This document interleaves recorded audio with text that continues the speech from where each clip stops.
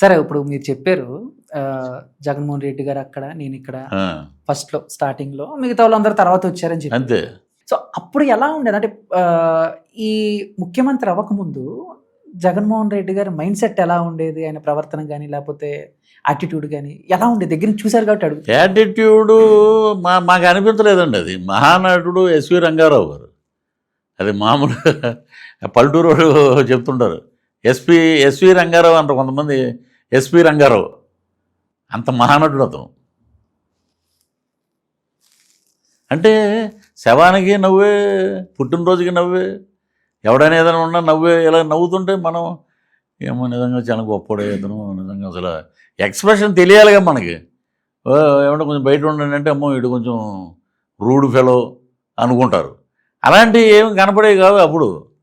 అమ్మో ఏదైనా సిన్సియర్గా పనిచేస్తున్నాడే మనం. ఇది మనం కూడా ఏంటంటే జల్లికట్లో ఎదులాగా పరిగెట్టేసాం. ఏదైతే మనం ముందుకెళ్ళిపోతాం అక్కడి నుంచి కొట్టేయటం, ఇక అన్న వచ్చేస్తున్నాడు మొత్తం. తర్వాత తెలిసింది, ఒరే అన్న కాదురా దరిద్రుడు, నువ్వు ఏది పడితే అది మాట్లాడు, ఇక్కడ డ్యామేజ్ అవుతుందిరా నీకు అన్నా కూడా మనం పట్టించుకోలే. ఆ తర్వాత అర్థమైంది, ఉంటే అన్న ఉండాలి, లేకపోతే కొండంత అండన్న ఉండాలి. ఆ రెండూ లేవు. నేను జెడ్పీటీసీ మెంబర్ కాదు, ఒక వార్డు మెంబర్ కూడా కాదు పార్టీలో. ఓకే. కానీ నా మీదే కక్ష పెట్టారు వాళ్ళు.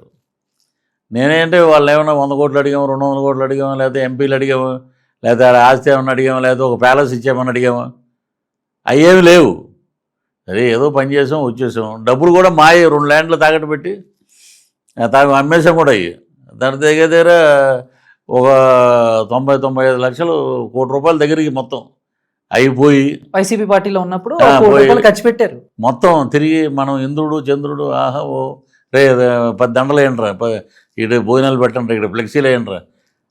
ఏమైందండి ఆఖరికి ఒక ఫుట్బాల్ తోడు ఒక తన్నారు, ఎక్కడో ఉన్నాం మనం. సరే, ఎలక్షన్స్ కి ముందు మీరు వైసీపీ పార్టీకి పనిచేసేటప్పుడు జగన్మోహన్ రెడ్డి గారు మీకు అన్న మాట ఇచ్చారా? అన్న గెలిచిన తర్వాత నేను మీకు ఈ పదవి ఇస్తాను, ఏం లేదండి. అసలు మనం ఏం అడగను కూడా అడగల. సుబ్బారెడ్డి గారు ఏదో గౌరవించి మాట్లాడుతున్నాం మనం. ఇంకా సుబ్బారెడ్డి గారు అని ఆయన ఎవరో తెలుసండి. ఈజ్ ఎంపీ, రాజశేఖర రెడ్డి గారు చుట్టం, జగన్మోహన్ రెడ్డి గారు చిన్నాన్న అని తెలుసు. మామూలుగా విడిగా మేము ప్రచారం చేసేటప్పుడు సుబ్బారెడ్డి ఎవడన్నాడు అని అంటున్నారు బయట. తెలియదు. 30 years అండర్స్టాండింగ్ అంటే ప్రపంచం తెలుసు. అదే నీకు నాకున్న క్రెడిబిలిటీ, మా మధ్యలో ఉన్న గ్యాప్ అది. అతన్ని చైర్మన్ చేశారు, నేను ఎస్యూబీసీ చైర్మన్. అలా చూసేవాడు ఏంటో నాకు అర్థమయ్యేది కాదు అసలు. అంటే ఆ చూపులో ఇంత ఉందరా ఆయన పవర్ అని.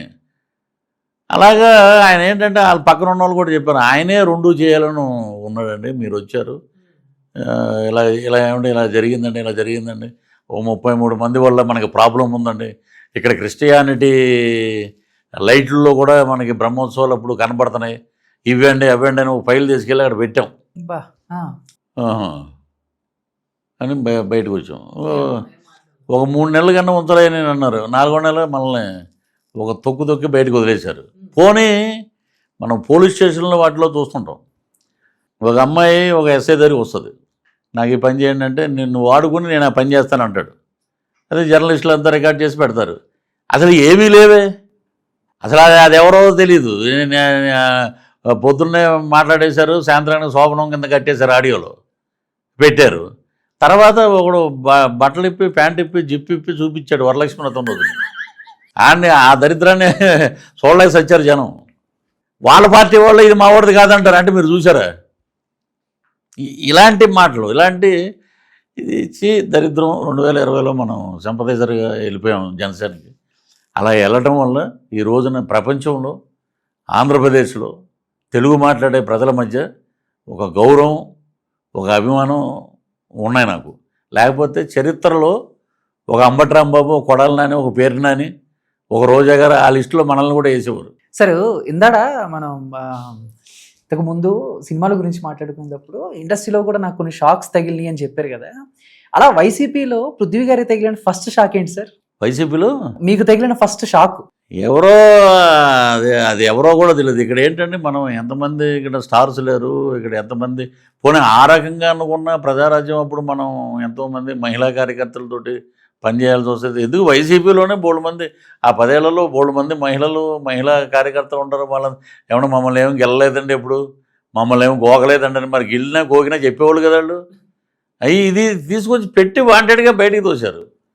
ఇప్పుడు అంబటి రాంబాబు ఉన్నాడు, అప్పుడు వాళ్ళకి కావాలి అంబటి రాంబాబు గంట అరగంటనే అలా పోయాడు. ఇంకోటి అరగంటలో ఏదో చేద్దామని ఆడు.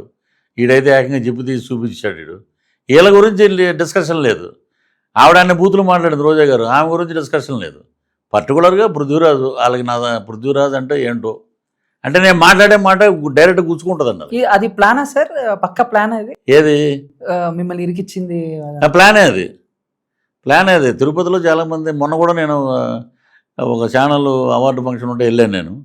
అక్కడ ఉన్న వాళ్ళందరూ, యూనివర్సిటీలో ఉన్న వాళ్ళంతా ఇదంతా ప్లాన్ మేడ్ బై అక్కడ ఉన్న మీ గ్రూప్లో వాళ్ళే చేశారండి ఇది.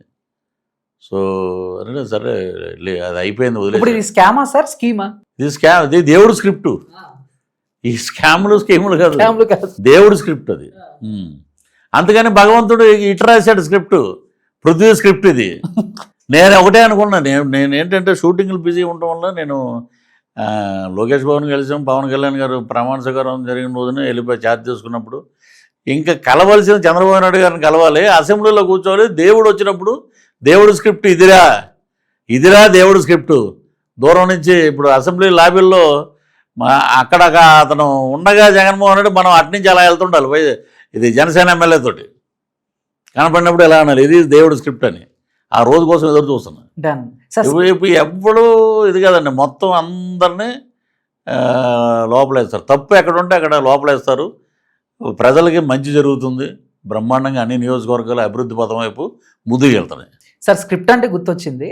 అండ్ జనసేనలోకి రాకముందు వైసీపీలో ఉన్నప్పుడు పవన్ కళ్యాణ్ గారిని మీరు కొన్ని కామెంట్లు చేశారు. నేను ఇలాగా ఇప్పుడు పోసాని గారిలో నేను బూతులు మాట్లాడలేదు, బట్ కామెంట్లు చేశారు. కామెంట్లు అంటే ఇదే పార్టీ గురించి అలా మాట్లాడాం, పార్టీ సిద్ధాంతం వచ్చింది. అదే అక్కడ స్క్రిప్ట్, దేవుడు స్క్రిప్ట్. ఆ స్క్రిప్ట్ వచ్చినప్పుడు ఒక మనస్సాక్షి అనేది ఒకటి ఉంటుంది కదా, అప్పుడు ఏమైనా అనిపించిందా? అనిపించేది ఆ టైంలో ఏంటంటే టెర్రరిస్టులని మీరు చేస్తారు ఏదో గదిలో పెట్టి, బాగా దాన్ని ఇంజెక్ట్ చేసి వదిలేస్తారు కెమెరాల ముందు.